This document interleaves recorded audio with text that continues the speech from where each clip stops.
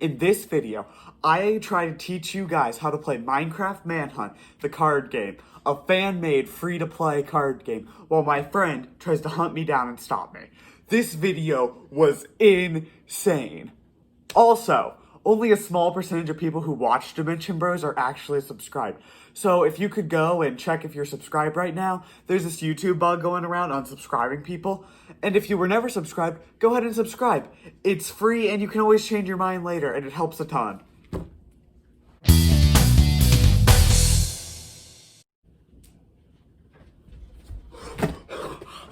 Okay, I think I lost him. Like I said, my friend is hunting me down right now, and I think I lost them somewhere over there. Isaac? Where did this... Isaac? Where did he go? Yeah, I've got a minute. Okay, let's talk about what today's video is. I made another card game, which is actually the second card game I've made on this channel. The first one was Reign of Zeus. That was a while ago. And yeah, we're tackling a different game today. Minecraft. Everybody loves Minecraft. So, if you know about Minecraft, you've probably seen the series Minecraft Manhunt from Dream, which, if you haven't, the concept is Dream, a speedrunner, tries to speedrun and beat Minecraft while 1 to 4 of his friends attempt to kill him. So yeah, I wanted to do that, but in card game form, because I love card games and you guys should too. And this is another step in my never-ending quest to get you guys to play games.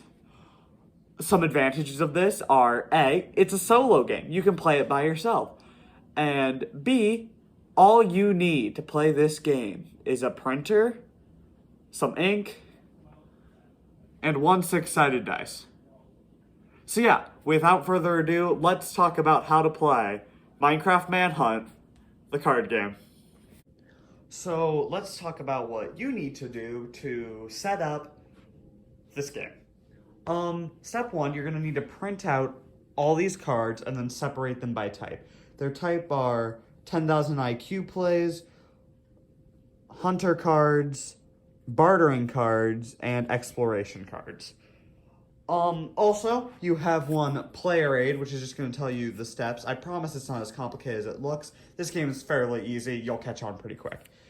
You're also going to need a 6-sided dice, or just something that can randomly choose things in a quantity of 1 to 6.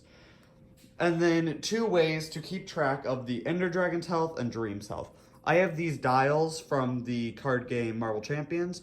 The Ender Dragon just needs to be able to go from 15 to 0, and Dream just needs to be able to go from 10 to 0. So yeah, now that you know what you need, let's learn how to set up the game. So, step 1 is you're going to put the dial near you. Imagine the camera is you. And then we'll move the cards out of the way, and then we'll bring them back in. Then you're going to take the player aid, put it next to the dial so that you have a nice indication. And then you're going to want to make a decision. So there are 5 hunter cards, and I didn't realize this when I was making the game, but these are indecently mean. Like, these are horrible. So if you want to keep them in and have a challenge, go for it. If you do, then they will be the start of the hunter deck, which is going to be made throughout the game. And you're just going to place them on the dial face down to show that it's the hunter deck. Then you're going to place the bartering cards off to the side because we'll use them later. And then you're going to take all these exploration cards and you're going to want to shuffle these up. And you're just going to place them right under this, leaving plenty of space to make a nice row over here. And then lastly, you're going to grab your 10,000 IQ play cards, and we're going to get to the first step of any game. So before we get into the steps of the game, I just want to talk about a general overview of the game. So this is a deck building game, meaning there will be cards out like in a row that you can take from to add to your deck. And then at the end of the game, you're going to use said deck. So, every game consists of 5 rounds, which are all outlined on your player reference. The first round is I saw it on Reddit, where you're going to take these, nope, wrong deck. You're going to take these 10,000 IQ cards and get 3 of them to be the start of your deck. But also, 2 are randomly going to be put in the Hunter's deck. Next is the overworld exploration phase, which there are actually 2 of these, the second and fourth phase. But during the overworld exploration phase, you're going to explore the overworld, getting blocks, supplies, everything you're going to need to fight the Ender Dragon. Then, during the third phase, is the Nether bartering phase, where you're going to go to the Nether and test your luck in an attempt to get the Ender Pearls you're going to need to go to the end. Then the fourth phase is another overworld exploration phase, where once again, you're going to go through the overworld, collecting last-minute resources, up until the fifth phase, where you're going to finally collect all the cards you've been gathering, shuffle them up, and fight the Ender Dragon. But the catch with all of this is as you're collecting cards, the hunters are going to be taking cards you don't collect and putting them in their deck. So you're going to have to make some decisions, like, I don't really want this card, but do I take it so the hunters don't have it? And yeah, and then it just comes down to the final battle. Last person alive wins. So yeah, let's go through all 5 phases in order. Let's just get into it. So before you just get into it, editing Isaac here. I realized in the video I explained how to get cards, but not really why you want them, which nothing on the card really matters until phase 5, which is when I explain how the cards work, but I realize it could be slightly confusing. So don't worry, I do explain how the cards work and why you would want certain cards. I just don't explain that until after I explain how you get cards. Man, I should have, really reviewed my bullet point list a couple more times. Okay, so phase 1, or step 1, or whatever you want to call it, is saw it on Reddit, where we are going to make our starting deck, our first cards. So what you're going to do is you're going to take these 10,000 IQ cards, and you're going to shuffle them up. Guess I should show that on camera. And then you're going to draw 5 of them. You're going to look at those 5 and choose 3 to keep. Now, just FYI, if you get the cobblestone crafting table card, you have to include it. And yes, it is useless. So after you choose 3 to keep, oh, dropped them on the floor. That's fine, I'll pick them up for the next shot. After you pick 3 to keep, you're going to take them and you're going to put them face up. Now, it should be noted that any cards that are face up are free for you to look at. Any that are face down are secret. So, for example, the Hunter deck over here is going to be secret. Now, you're going to, once again, reshuffle the cards you didn't pick, back into the 10,000 IQ deck, and then draw 2, and put them in the Hunter deck. Now, if you did not use the 5 extra Hunter cards, these will be the first card in the Hunter deck. But if you did use the 5 extra Hunter cards that I warned you not to use, then there'll be 7 cards. Then, after that, you can take all of the rest of the 10,000 IQ cards and throw them in the trash. They're useless to you now. So yeah, that is phase 1. I saw it on Reddit. Round 2 is the first of 2 overworld exploration phases, where you're going to do exactly what it sounds like. You're exploring the overworld, looking for items. So to set up the overworld exploration phase, all you're going to do is reveal 5 cards from the deck in a row. So here we have 2 bow and arrows, 1 sword, well, 2 swords actually, and some food. And now you're going to choose one. Let's say I chose the sword to put in your deck. Then you're going to roll the die. And if you roll a number between 1 and 4, you take that card and put it in the Hunter deck. For example, I drew a 1, so I take the first card and put it in the Hunter deck. If you roll a 5 or a 6, just re-roll until you get a 1 through 4. Then it's your turn. You're going to pick a card. Say I picked food. and then you're going to roll the die again, and it did a 5. So you have two choices here. You can keep rolling until you get a 1 or a 2, or you could just assign even and odd, or 1 through 3 and 4 through 6 to one of these. Doesn't really matter. So say I assigned 1 through 3 to this one and 4 through 6 to this one. Rolled it got a 5, so they take the sword, and then the bow and arrow is left, which I get to take. Then you're going to do it again. You're going to reveal 5 cards, and you get to pick one to take. I'm going to steal the shield. Then they're going to roll and take the food, and then that's going to repeat 3 times. So you're going to lay 5 cards out, and then do it 3 times. And by the end of that, you should have a pretty good hand of cards.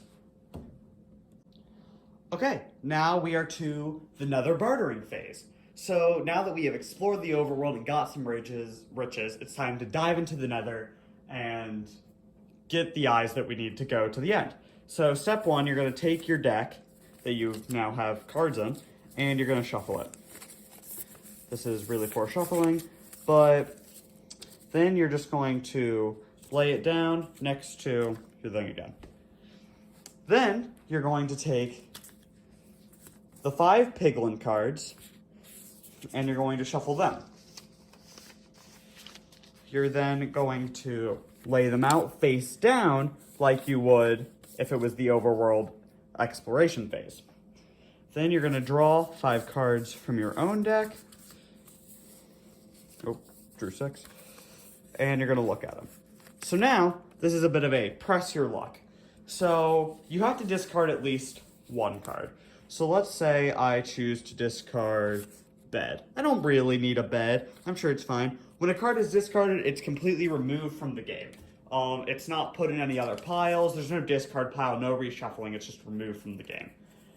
But then, once you remove a card from your hand of 5, you can then choose to flip one over. And I just got extremely lucky here. But let's say I didn't flip over the Ender Pearl. I flipped over. All the rest of these are just called wasted time. And each time you draw a wasted time, you're going to put it in the Hunter's deck, which is going to make them more powerful. This represents you, obviously, taking more time trading, meaning the Hunters have had more time to prepare. So now, I have to look at my hand again and choose another card to discard.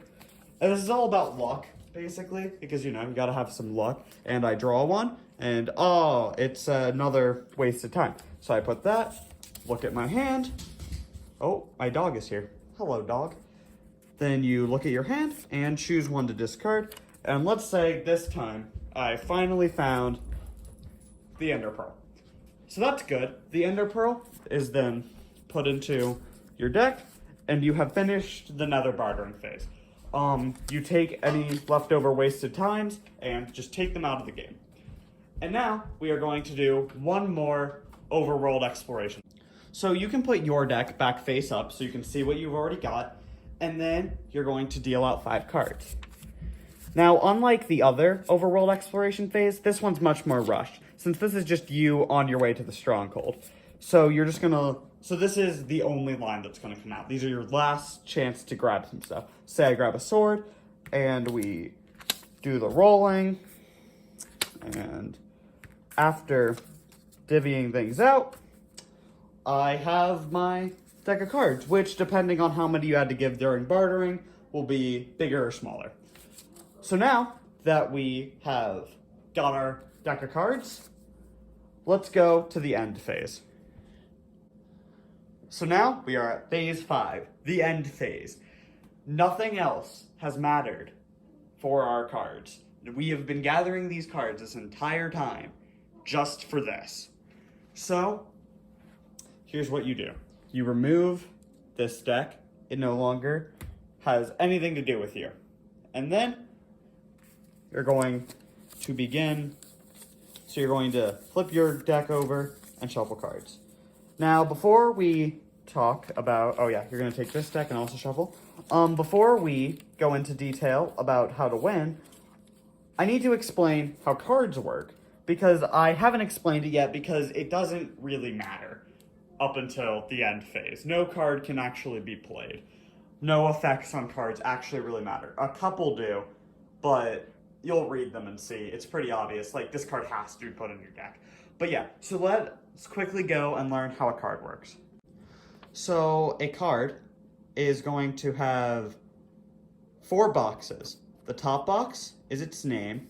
The bottom box is its type, which we've already talked about. Then this box and this box are its abilities. This one with black text is the abilities that it does when you play it. Then the red text is the ability it does when the hunters play it. So during the end battle, you're going to have a hand of 5 cards, and you're going to play a card, which will remove it from the game, and that card will most likely either do damage or heal damage. For example, Sword does 4 damage to the dragon, and it's that easy. You completely remove it from the game, then you do 4 damage. And then, after you do the 4 damage, you draw 1 card, so that you have 5 again, and then the hunters play a card on you. For example, they just played Oh Dream. It's my best George impression. So the hunter ability, this is a hunter only card, which is why it says it can't be included in Dream's deck. But then the hunter ability is Dream discards his entire hand. That is the card I am talking about when I say that makes it really hard. Because when you run out of cards in your deck, you only have the cards left in your hand. And if you lose all the cards in your hand, you lose the game. Now, this does not apply the same to the hunters. When the hunters run out of cards, you just get to keep playing cards until you win. But the chance of the hunters running out of cards before you is fairly slim. That's never happened to me while I've been playing.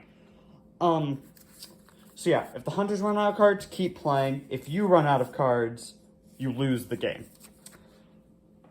So yeah, let's cut to me. So yeah, there you have it. That is how you play the game. In case my instruction giving is not that helpful, I can totally see that, and you need to watch me play the game, I am going to do a playthrough on Isaac Entertains. Within the next couple of days, there will be an iCard in one of these corners when it's uploaded. And also, it was funny, after I had this idea, a different YouTuber I saw had made a Dream SMP card game, which I have not got to play yet, but I'm really excited to. Also an iCard to his video talking about his card game. Yeah, so that is how you play the card game. If you have any more questions, comments below, I'll try to answer them all. Or, if you really want your questions answered, join the Dimension Bros Discord server, link in the description. It's always in the description. So yeah, that is it, and... Oh, Isaac, I see you. Oh shoot, I gotta go. Bye!